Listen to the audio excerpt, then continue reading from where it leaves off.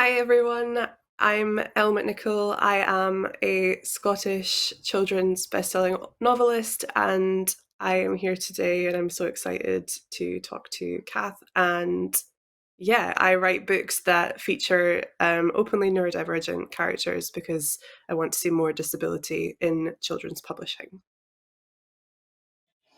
Hi everyone, my name is Cath Moore.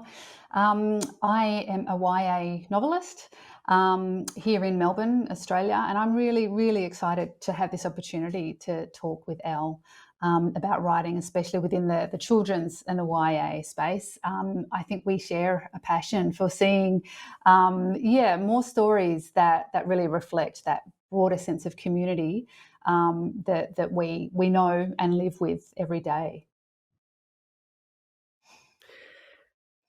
Amazing. So I am going to start by reading a letter Cath has written to herself.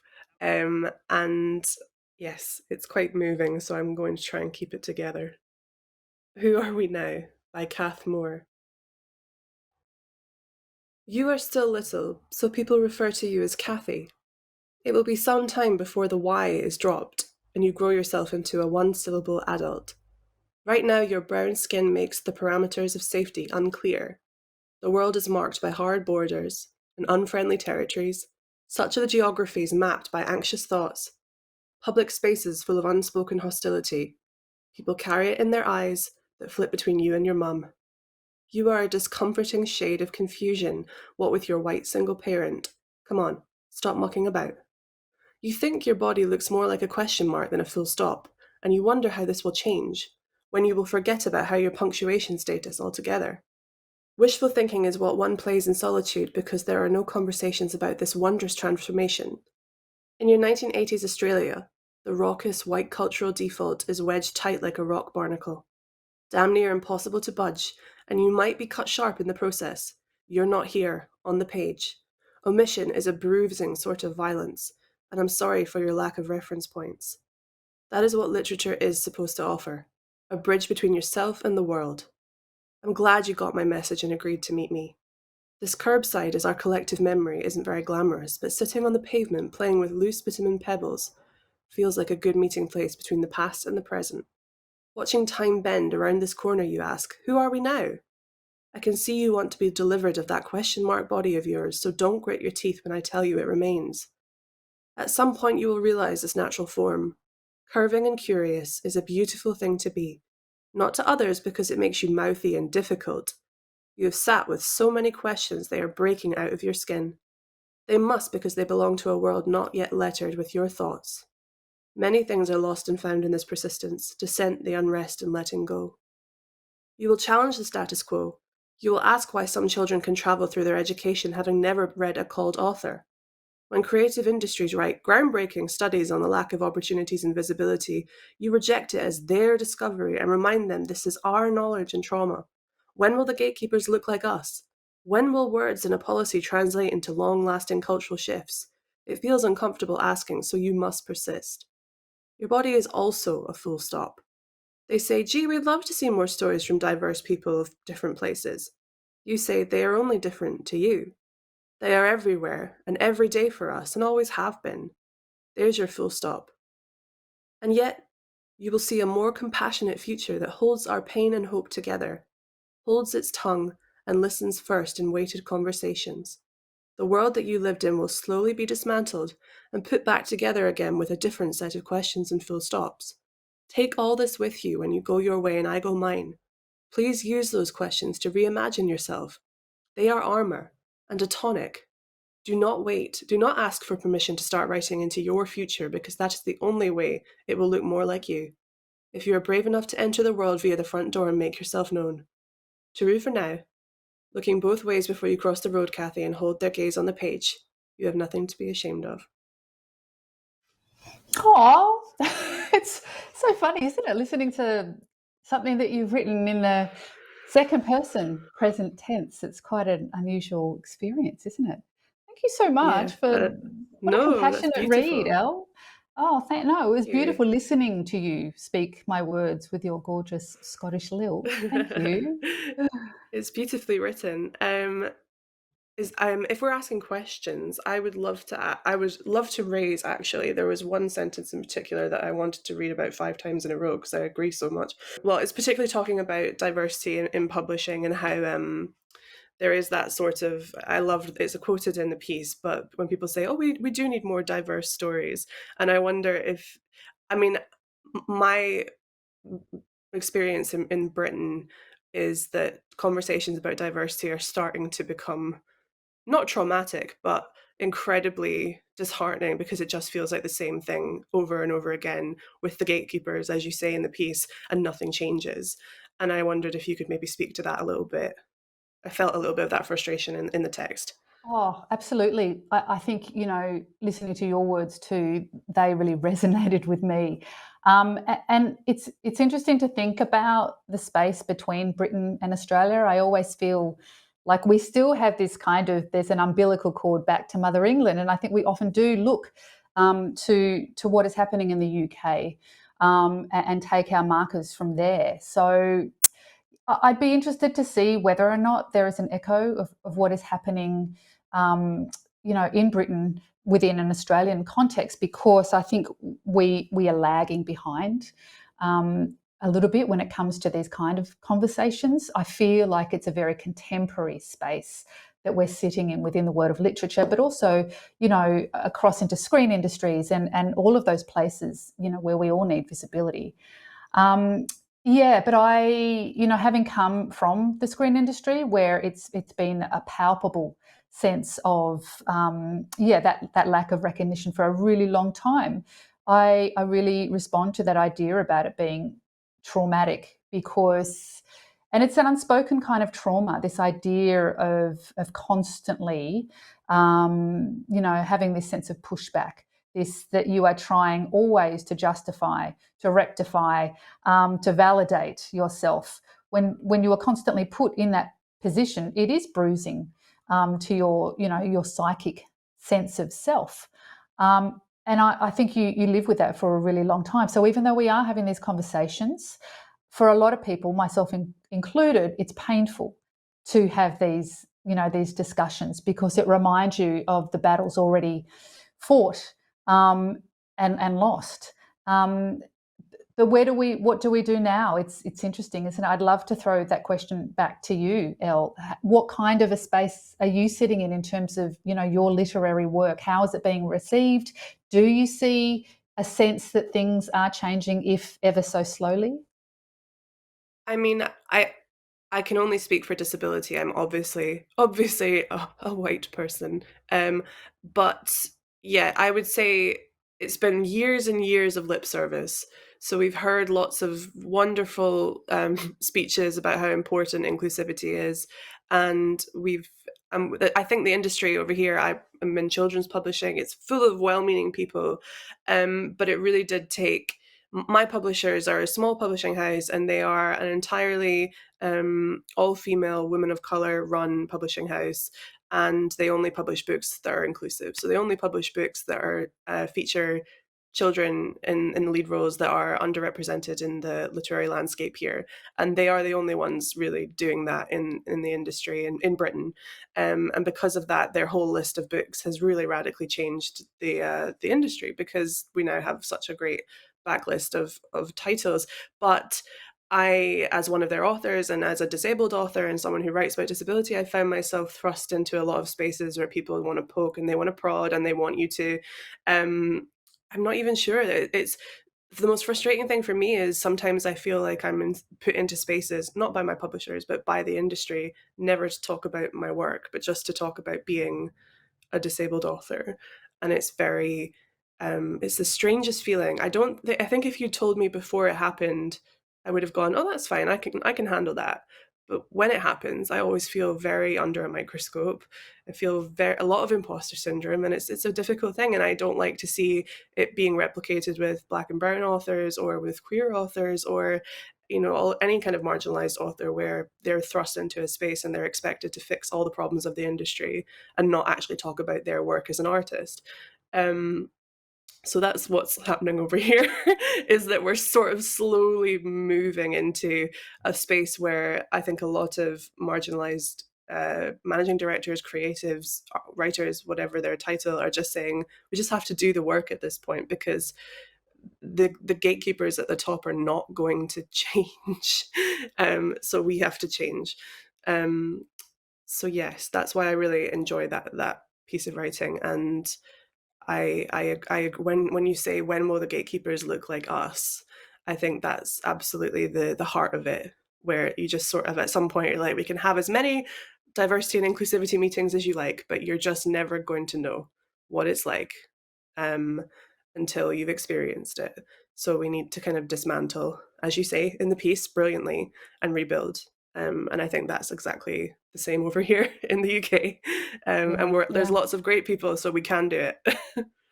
I think that's the really important thing too, and what I have noticed by becoming a part of the conversation, and I think you're absolutely right. I think what I've seen here is it feels very much like industries do one denominator at a time. Like, okay, let's do gender. Okay, tick. Right, now let's do, people of color, tick. And I have to say, I think over here, disability has really been on the bottom of this, box ticking kind of agenda, much to our shame. There's very little talk about intersectionality, and I think that's also a real issue. But yeah, I am with you. I think we have to do the work, and I think what being on the wayside, having that kind of peripheral status for a long time. One of the benefits I see is we've always just done the work. We haven't waited for anybody. Do you know what I mean? It's we've always, writing is inherently a critical component of ourself, and we've never. Well, at least I'm speaking for you, and I shouldn't, but I feel like I can. I feel like we've both just known that we have to get on and we have to do the work. And the one thing that's changed for me is that I've pivoted away from writing what I think I should and to the people that I think I should. And that's been a really kind of liberating move, not to be an apologist anymore. But I also agree with you in that, it's difficult because I know that my writing and speaking about being of mixed heritage is what's provided me with a platform, and I'm forever grateful that I can speak to that. But then there's slippage, isn't there? That you don't want to then only be viewed and seen Mm. through that denominating factor. It's a component. It's never the whole. And I think it's a pendulum. It's a pendulum swinging, and I think hopefully at some point those questions and those conversations and that burden won't be on one person's shoulder. It'll be a collective kind of conversation, and then those conversations won't even be had because we will step into something which has been done, and we'll be moving on to something else, I hope. Yeah. And I just wanted to finish with my portion with a question about, you write for young adults, which is why these changes towards better inclusivity are so important, especially for young adults. But I just wanted to ask a writing question and ask, why do you write for young adults, and how do you feel you've developed as a young adult writer? Because I think we're in a golden age of YA now.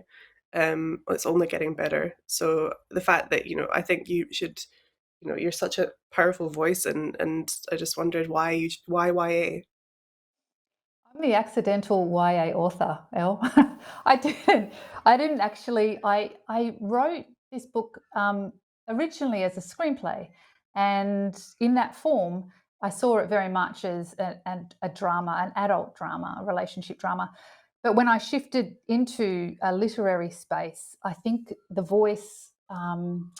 The voice guided the narrative much more, and it was clearly it was clearly Dylan's story and narrative and worldview, which kind of shifted the story as a whole into YA territory. And that was a real surprise to me. That was really interesting that when you shift space, when you write in a different form, that perhaps your audience might also be moving and traveling in different directions.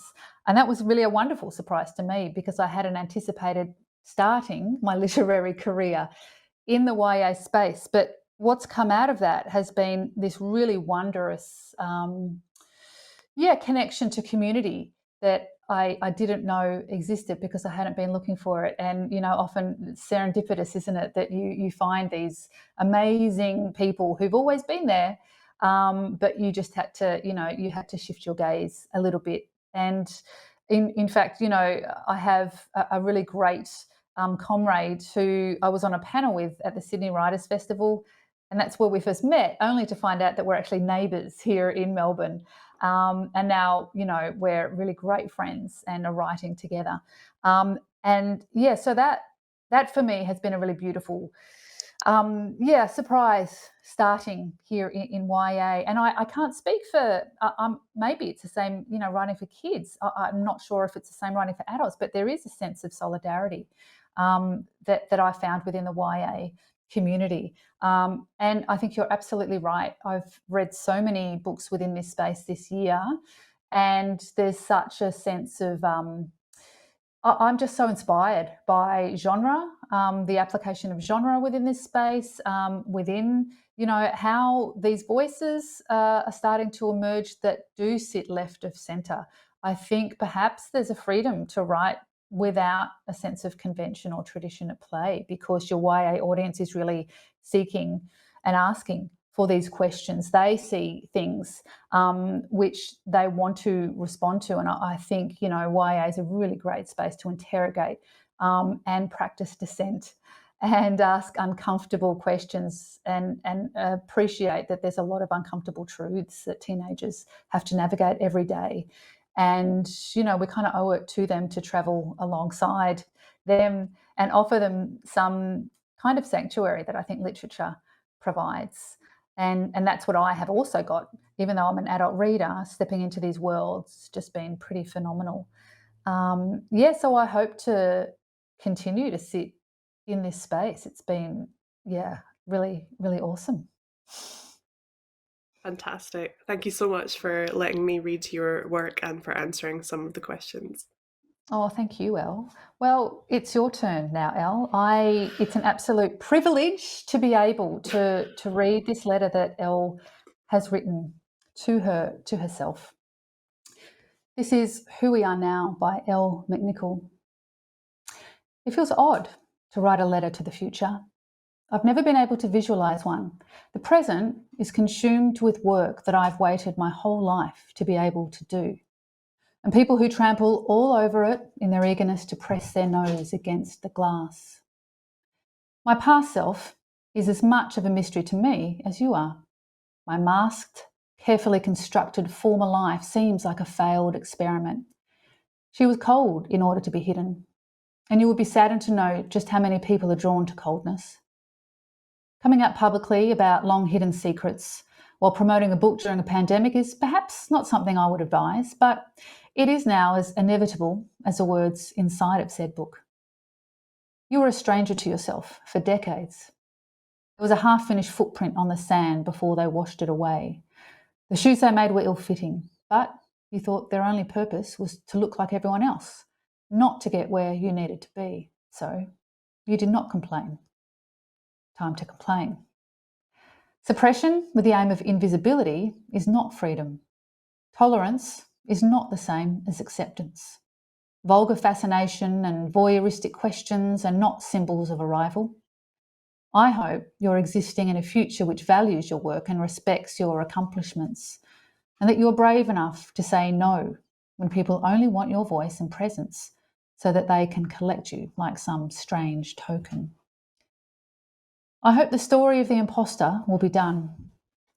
The story you tell yourself every night before closing your eyes, the one where you accuse yourself of being a changeling. You have not stolen a life, you have merely established one. And the work that you were afraid of for so long is now finally able to come out. The thing you were mocked and ridiculed for has grafted into a key, which now unlocks something that will pull you out of the dark. The work is more important than anything. They cannot take it away from you.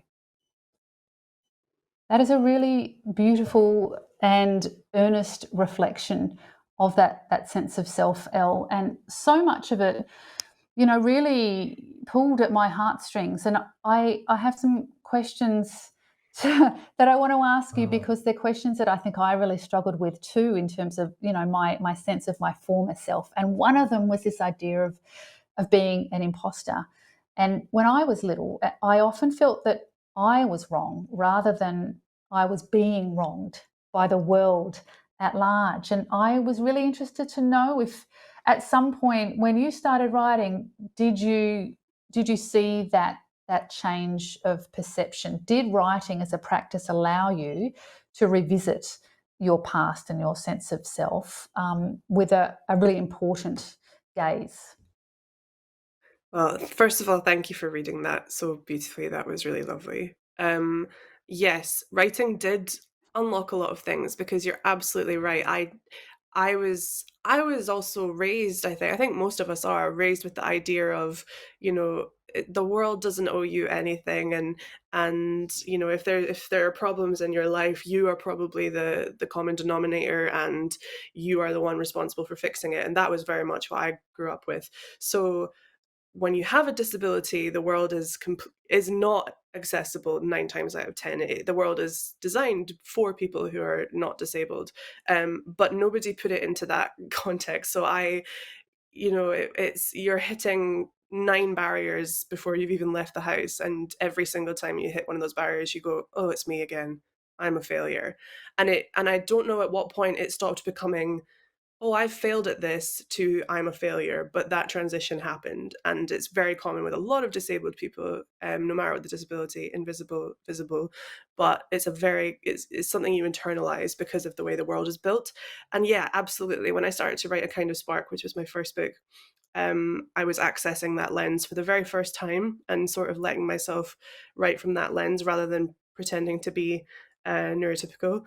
And it unleashed a whole load of things because, as you'll know as well as a writer, that you care a lot about your characters. So when you see them going through perhaps a similar struggle, you're not telling them that they're a failure and that they're made wrong or bad or any of these internalized things. And then you do start to appreciate and respond to that and go, well, maybe I am also not a failure or broken or made wrong, if that, so absolutely it was writing that unlocked it.